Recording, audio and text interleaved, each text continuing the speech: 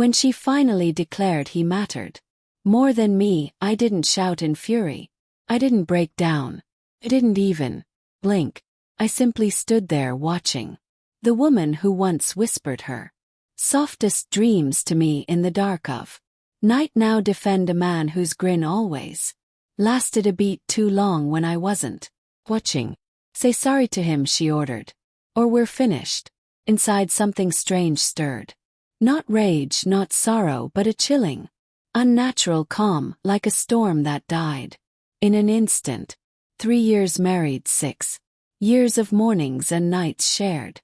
We had written a story together, a tune that sometimes faltered but always found its rhythm. Her laughter had once been the sound I trusted most, until he came, her so-called best friend, the one whose embraces clung too long, whose eyes hovered at her lips each time she spoke. First I buried my doubts.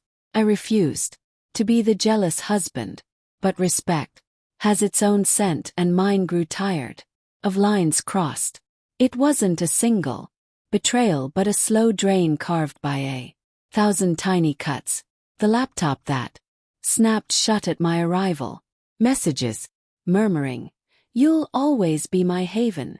A new phone suddenly locked. Matching bracelets she swore were meaningless.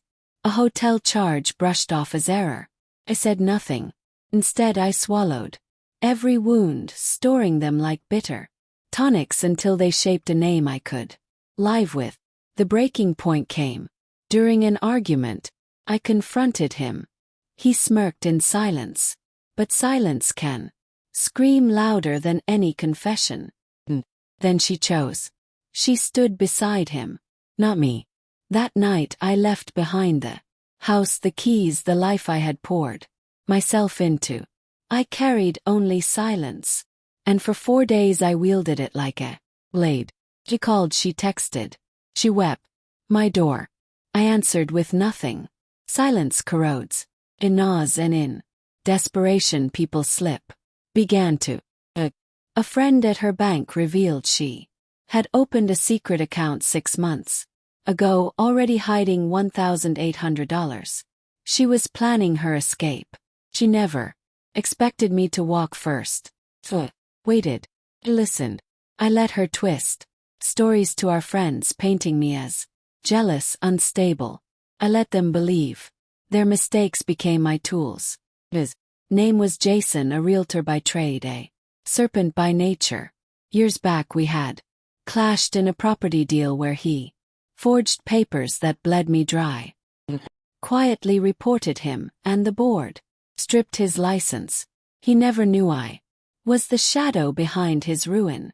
Now, he sat in my kitchen eating my food, brushing against my wife. This wasn't just betrayal. It was an old debt. Resurfaced. My first step was leverage. Her secret account was child's play too. Look. Password. Melody04. Exactly what I expected. I saved every transfer, every word, binding them in a file I titled Loyalty. Jason was next. A friend in property law warned me too of his sales skimmed dangerously close to fraud. I nudged the board with quiet tips, then posed as a buyer, drawing him into sending doctored listings. Every altered file, every slip of his tongue, another nail in his coffin, passed the proof to his victims. By day 4 she was unraveling. Tear-streaked she stood, my door begging. I let her in, held her shaking hand, listened as she pled for mercy. I told her I forgave her, then slid her the file. She flipped through the pages, transfers, chats, screenshots. Her face drained white. I told her I wouldn't destroy her if she left quietly. No alimony, no demands, just silence. She nodded, wordless, and walked out. The last step was Jason. Rang. Spitting threats, his tone thick with rage. We met at a diner. He arrived. Smug, dripping arrogance.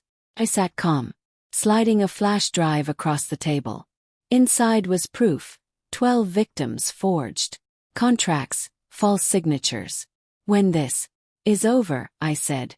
You'll be lucky to sell scraps on the street. He tried to bluff. I leaned closer. And by the way, she was never yours. You were only a match she struck to burn herself down. Then I rose and left without a glance.